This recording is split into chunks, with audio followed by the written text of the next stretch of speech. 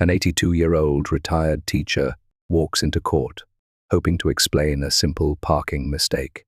Instead, he's mocked, humiliated, and targeted by a system that sees his age and race as weakness.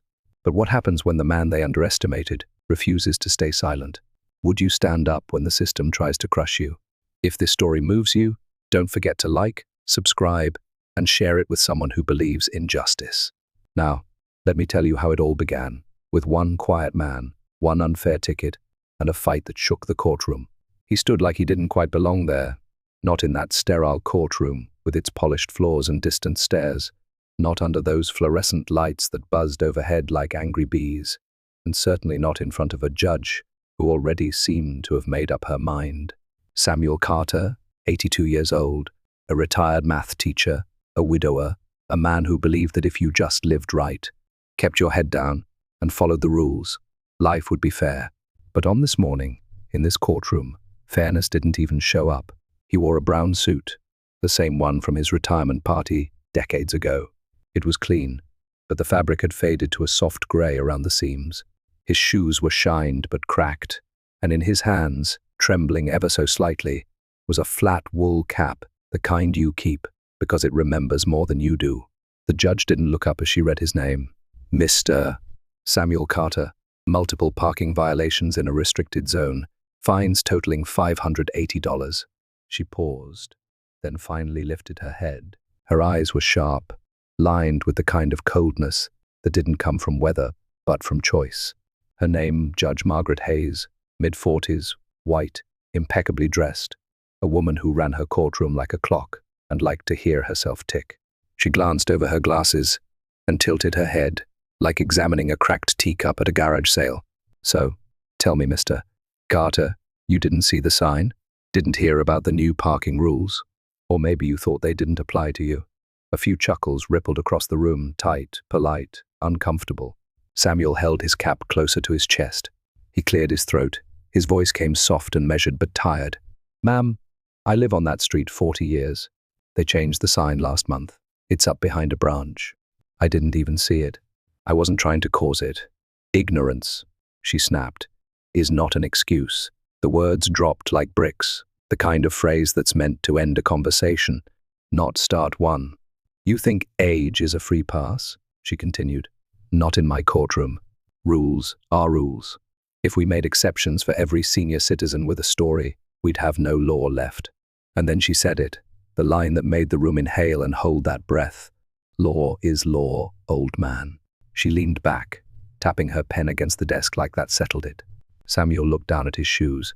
He didn't cry, didn't shout, but there was a flicker in his jaw, a tightness, the kind of strength that doesn't rise up but sinks in. Have you ever watched someone get dismissed? Not because they were wrong, but because they weren't worth listening to.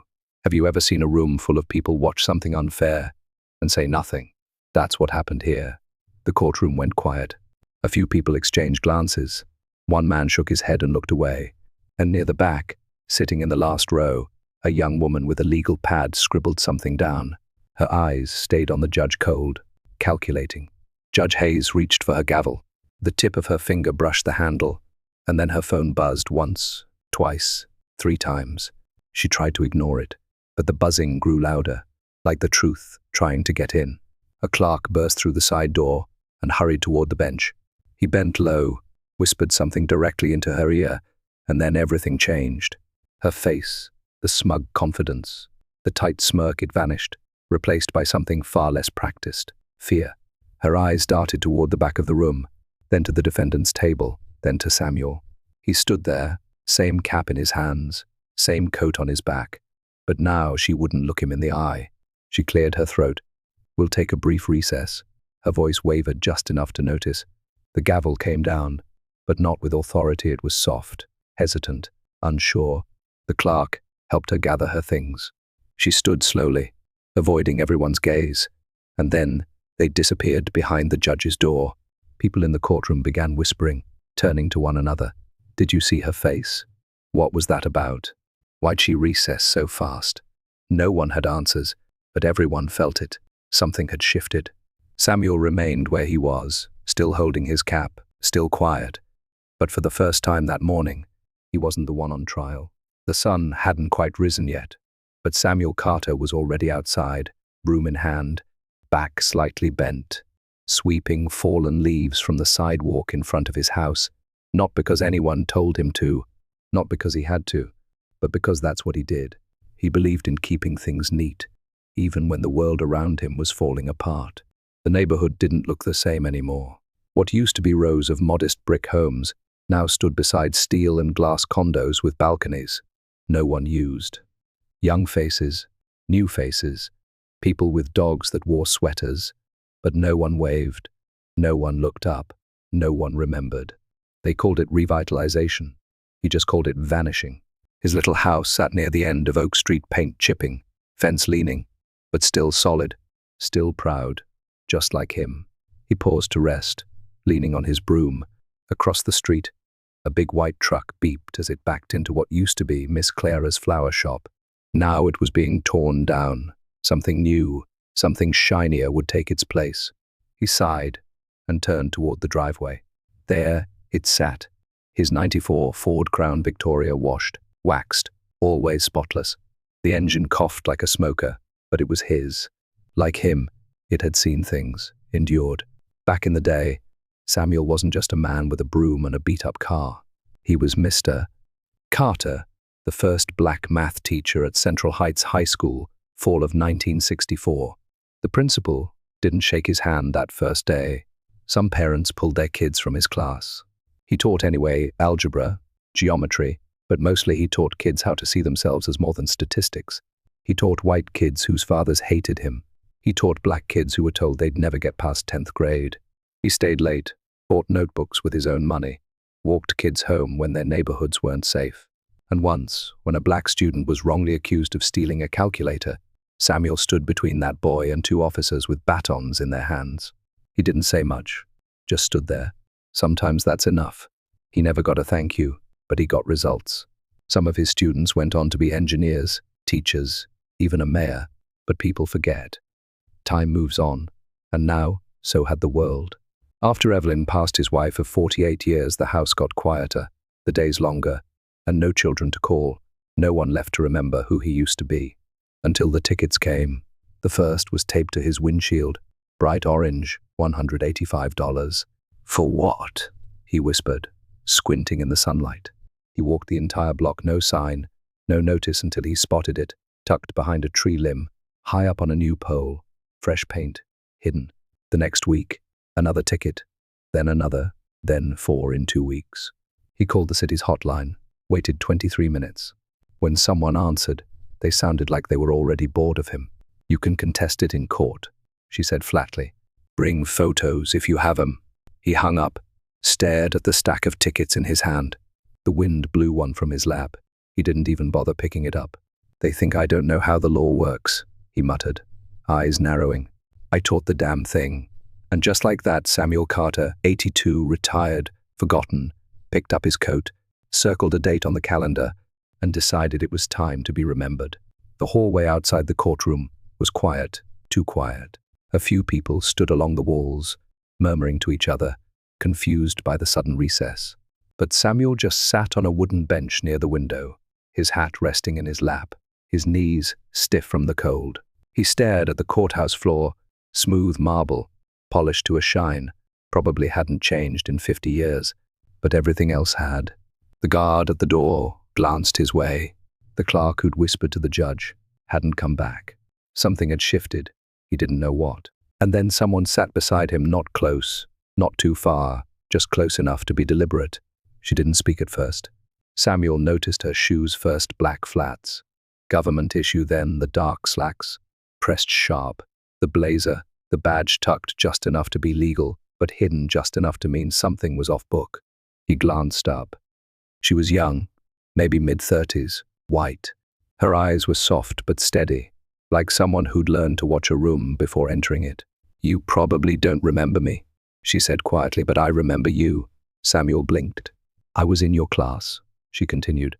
"9th grade, Central Heights, Rachel Evans." He stared at her, and then, just faintly, a flicker, a memory, a name scrawled in cursive on old tests. A girl with tangled blonde hair and scuffed-up sneakers always sat near the front, always hungry, but never asked for anything. And then he saw it, that same look in her eyes, serious, quiet, taking everything in. "You used to split your lunch with me," she said, smiling just a little. "Half a peanut butter sandwich and one of those little juice boxes. You said a full stomach made a better brain." Samuel looked down at his hands. "I didn't think anyone remembered that," he whispered. Rachel's voice lowered. "I never forgot." Silence passed between them, but it wasn't empty. It was full of everything that had come between then and now. Decades of distance, struggle, and choices that somehow brought them back to this exact bench. Rachel leaned in slightly. "I work for the Department of Justice now. Special Investigations. I've been looking into Judge Hayes for over a year." Samuel's eyes widened just a bit. "That woman," he muttered. "She's part of something bigger," Rachel said. "We believe she's been escalating charges, targeting vulnerable defendants, elderly, poor, black, people like you." He didn't respond. He just sat still.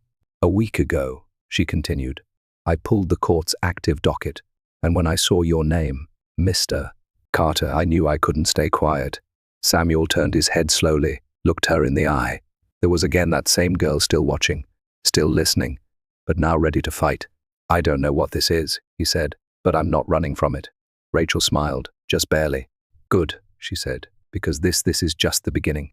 And for the first time in a long, long while, Samuel Carter didn't feel quite so alone.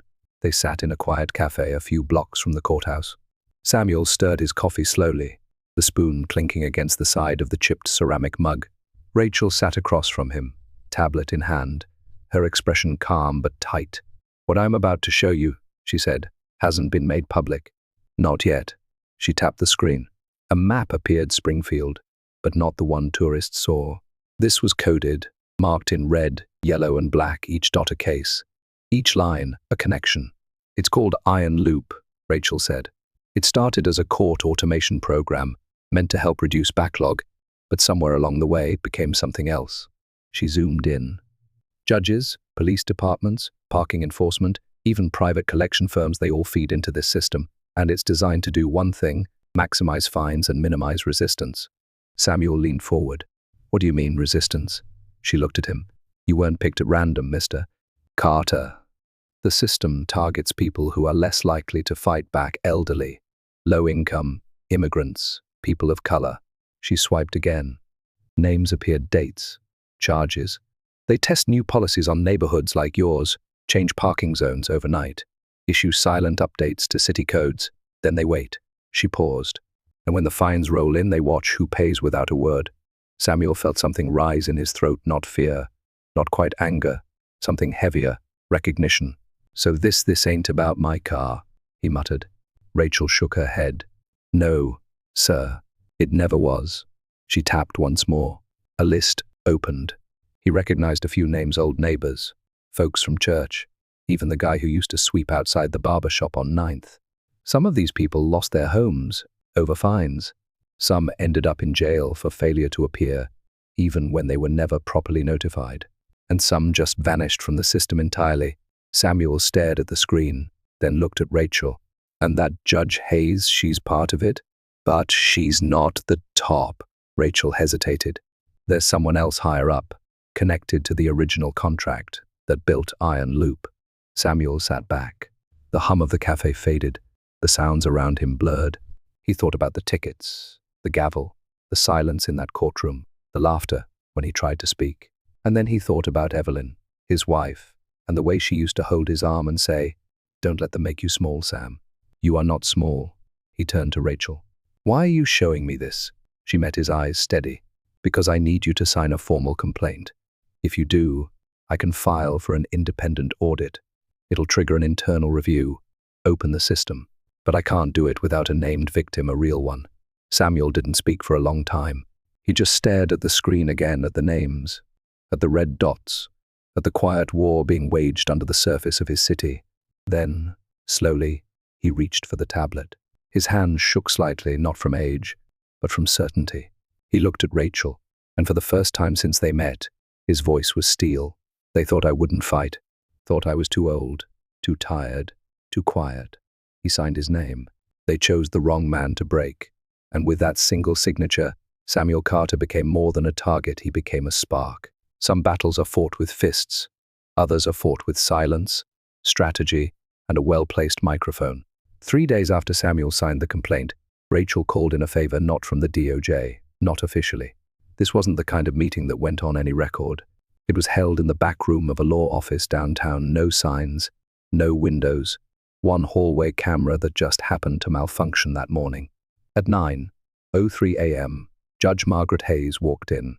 At 9:07, her assistant, James Turner, followed. And at 9:09, Samuel Carter and Rachel Evans took their seats across the table from them.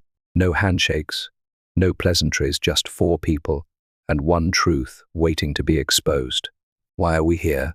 Judge Hayes asked, cool and crisp. Rachel didn't blink. "We're here to offer an opportunity, a quiet solution, before this gets bigger." Turner scoffed. "Are you threatening us?" "No," Rachel said calmly.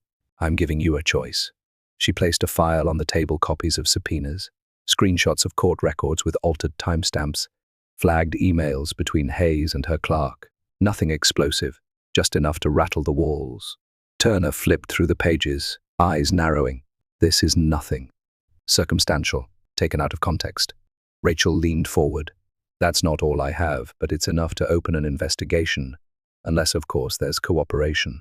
Hayes's expression didn't move, but her fingers tapped the table, a slow, nervous rhythm. What they didn't know was that the room had ears. A discreet camera sat behind the smoke detector. Audio was routed live to a secure DOJ proxy. Rachel had access to it just for 24 hours, enough to capture something, anything. And then James Turner leaned back too far. His eyes scanned the room and stopped at the vent, the angle of the smoke detector, the blinking lead faint but real. He smiled, and that's when everything changed. "You know," he said, "this reminds me of something." He pulled a small drive from his coat pocket, placed it on the table like a card in a poker game. "Funny how someone I won't say who accessed internal DOJ surveillance last week, without a warrant, without clearance." Hayes finally spoke. "Is that true, Miss Evans?" Rachel froze. That footage was reviewed under a temporary emergency clause. "I had legal grounds, but no authorization," Turner replied smoothly, "which means you violated federal procedure." He smiled, like a man who just flipped the board. "You're trying to trap us? You just trapped yourself." Later that afternoon, Rachel was called in by her supervisor, placed on immediate administrative leave pending review. Her case was reassigned, and Samuel, he was alone again. They met that night in a church parking lot, same bench he used to sit on while waiting for Evelyn after choir practice. Rachel sat beside him, coat buttoned to the neck, her voice lower than usual. They flipped it. "I knew Turner was slick, but I didn't expect him to find the camera." Samuel didn't say much. He just looked out over the dark lot, the empty street. "They turned it on you. They always do," she said. Silence. Then Samuel spoke. "So what happens now?" Rachel hesitated. "Technically, I can't contact you anymore, and officially, you don't have me on your side right now." He nodded, took a breath. "That's fine," he said. "I've walked into harder rooms." Rachel turned to him. "You sure?" "I was a teacher in '67, Samuel said. "They sent threats to my house because I refused to fail a black student. You think a courtroom scares me now?" His eyes were steady. "They think I'm a piece they can push off the board, but they forgot I built the board." And for the first time in this game, Samuel Carter was no longer playing defense. When the system closes its doors on you, you knock on the one door that opens without asking. For Rachel Evans, that door was Thomas Reed, a man of reputation, one of the founding minds behind DOJ's Internal Compliance Division. And more than that, the man who once told a 24-year-old field agent, "You've got instincts most people take a decade to grow. Don't waste them trying to play it safe." She believed him. So that night, suspended, watched, cornered, Rachel did what instinct told her. She drove to his house. It was a quiet 2-story colonial near the edge of the old district. Books lined every wall, framed commendations from 3 administrations, hung beside dusty shelves of case files and war medals. He greeted her in his usual fashion, warm, calm, a whiskey glass in one hand, reading glasses in the other. "Rachel," he said with a tired smile, "I heard they're giving you trouble. Greg, I need your help." They sat across from each other, She told him everything about Samuel, the tickets, iron loop, the failed sting. She told him about the map, the patterns, the targeting. His face never changed. He listened. He nodded. He swirled his drink. Then he sighed. "Rachel, let me give you some advice. Step back. Let it go. You've done your part." She blinked. "What? You've been one of the best I've trained, but you're walking into something built deeper than you realize. If you push harder, you won't just lose your badge, you'll lose your life." Rachel stared at him, like she was seeing him for the first time. "You're telling me to walk away?" "I'm telling you," he said, "to survive." He stood. That was his signal. The conversation was over. She drove home in silence, no music, no news, just the sound of tires on wet pavement and her heartbeat in her ears. At her apartment, Rachel pulled out an old hard drive. It was tucked in the back of a desk drawer, under old field notes and outdated files. She hadn't touched it in years. Thomas Reed had given it to her when she first joined his team. "These are archived models," he said. "Failed experiments. Study them. See how not to build a system." She plugged it in. The folders blinked to life. Iron loop for 0.3. Iron loop audit sim, trial target flags. Her hands froze on the mouse. It wasn't a study tool. It was a blueprint.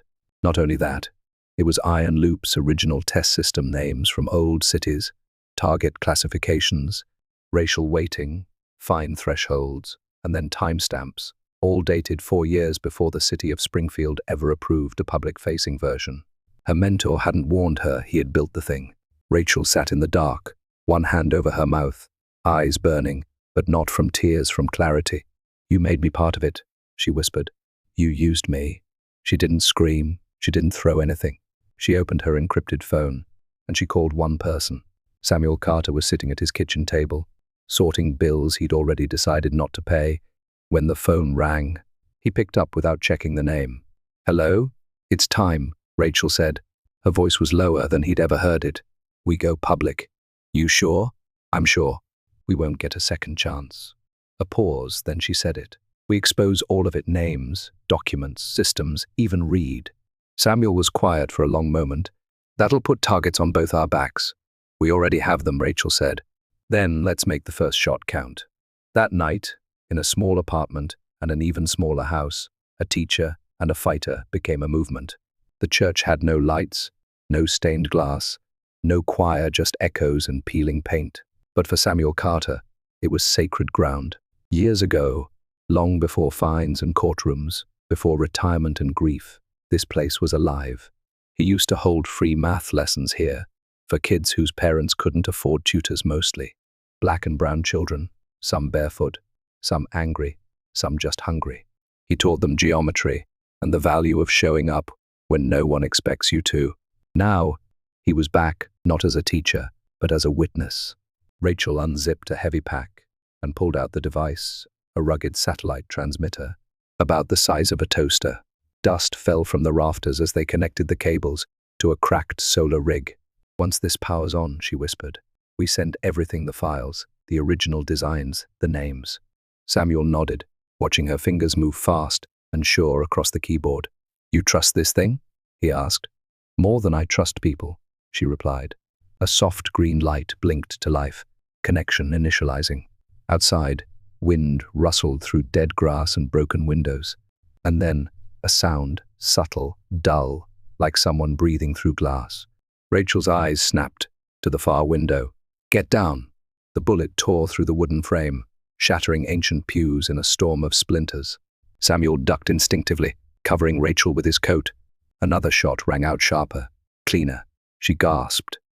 "Rachel!" Her hand clutched her side, crimson blooming beneath her jacket. "I'm okay," she lied, but she wasn't.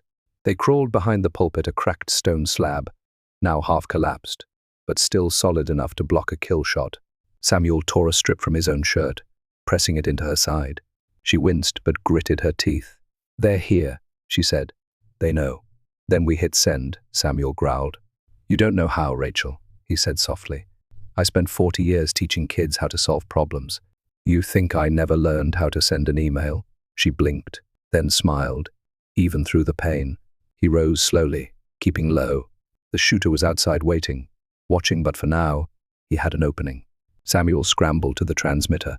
It was blinking, awaiting final confirmation. He tapped once, then again. Signal acquired, live transmission enabled. And then the screen offered one final question. Go live? He hesitated. Then he looked at Rachel bleeding. Brave, never backing down, and he pressed yes. The device blinked red. A camera lens opened, and across dozens of hidden networks, emergency servers, and private streams, an old man appeared, face creased with years, coat torn, eyes bright with fire. He looked directly into the lens. My name is Samuel Carter. His voice was low, steady. I used to teach math. I taught in a town that told me I didn't belong. I taught kids that the world said were worthless, and I never stopped showing up. He paused. Bullets cracked against the stone behind him, but he didn't flinch. I thought I was done teaching, but today, I've got one more lesson. His hand gripped the table's edge. He leaned in. This system, the one built to forget us, erase us, it only works if we stay quiet. Well, I'm not quiet anymore. This is the truth. And if you're watching this, you already know the lie is starting to crumble. He looked away for a moment, then back at the lens. I am Samuel Carter, and today, I'm not just teaching math. Today, I teach justice. And in the silence that followed, the city held its breath. It started with a ping, then 2, then 3,000, in less than 15 minutes. Samuel Carter's livestream spread across private networks, encrypted channels, and newsrooms hungry for truth. By the end of the first hour, #StandWithSamuel was trending at #1 nationwide. Clips of his words, today, I teach justice, were shared not just by activists and journalists, but by nurses, bus drivers, veterans, teachers, because everyone, at some point, had felt unheard. And in Samuel's quiet defiance, they saw themselves. The floodgates opened. One by one, other victims of Iron Loop came forward.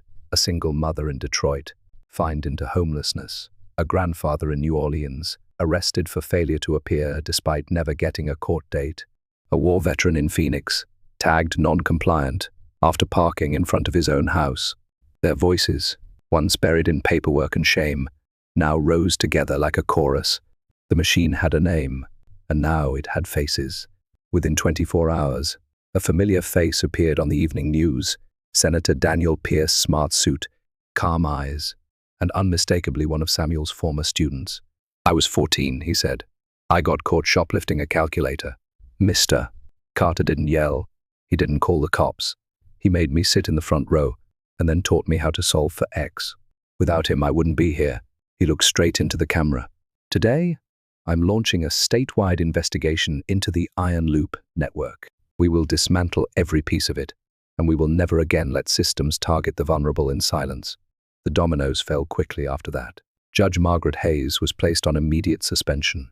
James Turner was arrested, charged with obstruction, data tampering, and conspiracy. Thomas Reed vanished, his house cleared out, car found abandoned, no forwarding address. And Rachel Evans, she walked back into DOJ headquarters. 2 days later, badge in hand, clearance restored, and a new title waiting on her desk, lead investigator, Federal Judicial Integrity Division. Back in Springfield, the old house on Oak Street was quiet. Samuel sat in his favorite chair by the window, a cup of tea in his hand. The evening news played softly on the TV in the background. Iron Loop dismantled. DOJ confirms internal probe expands nationwide. He didn't say much, didn't smile, didn't cry. He just watched and listened as the world finally listened back. A neighbor's boy walked past the house and waved. Samuel nodded gently in return. The world hadn't changed overnight, but something had cracked, and in that crack, light was finally getting in. He looked down at a faded photo on the table, Evelyn, smiling, picnic basket in hand. He touched the edge of the frame and whispered, I kept my promise, baby. I didn't stay quiet. And sometimes, that's all it takes to start a revolution. It was a quiet morning, the kind Samuel liked best. Birds chirped lazily on the fence. The breeze carried the smell of fresh bread from the corner bakery. And for the first time in weeks, no news vans, no phone calls, no threats, just silence and peace. He was sipping his tea by the window when he heard it. 3 soft knocks on the front door. He opened it.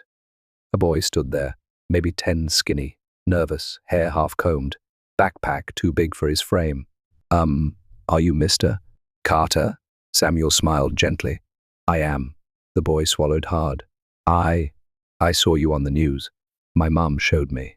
She said you used to be a teacher, that you help people. Samuel nodded slowly. I tried. Do you? The boy hesitated, then blurted it out. Do you still teach? Samuel didn't answer right away. He stepped aside, held the door open. What's your name? Tyler, the boy said. You like math, Tyler? The boy shrugged. Sometimes. Samuel smiled wider. How about justice? Tyler blinked. What's that? Samuel chuckled, the kind that came from somewhere deep in the chest. Come on, he said. I'll show you. Out back, the grass was uneven. The fence still leaned to one side, but the light was good. And the old wooden board Samuel had used decades ago was still there, stored in the shed, just waiting. He laid it across 2 milk crates, wiped it down, picked up a piece of chalk. Tyler sat on the porch step, eyes wide, backpack forgotten beside him. Samuel tapped the board twice. Lesson 1, he said, and with a slow, steady hand he wrote, Justice equals knowledge plus courage. Then he turned to the boy, chalk in hand. Now, let's figure out what that really means. And as the camera pulled back past the yard, the fence, the trees, 2 figures remained, an old teacher and a new student, one carrying the memory, one holding the future. And in the space between them, the seed was planted. Somewhere in Washington, D.C., at the top of a sleek glass building, long after midnight, a single light was still on. Inside, the room was cold steel walls, no paintings, no personal photos, just technology humming, blinking, recording. A man stood alone, his back to the camera, tailored suit, hands behind him, face reflected faintly in the glass, sharp jaw, graying hair, unreadable eyes. On the wall, Samuel Carter's livestream replayed silently frame by frame, word by word, paused. At the moment he said, Today, I teach justice. The man didn't smile, didn't blink. He simply turned toward the table. Laid across the surface was a black folder, unmarked except for 3 red words stamped in block letters. Phase 2, wildfire. He opened it slowly. Inside, charts, maps, encrypted names, a list of targets, not just old, not just poor, not just Springfield. This was bigger. A soft knock on the door. Another man entered, young, nervous, suit too stiff. Sir, should we initiate containment protocols? The older man closed the folder. No. He reached for a small remote, clicked the screen off.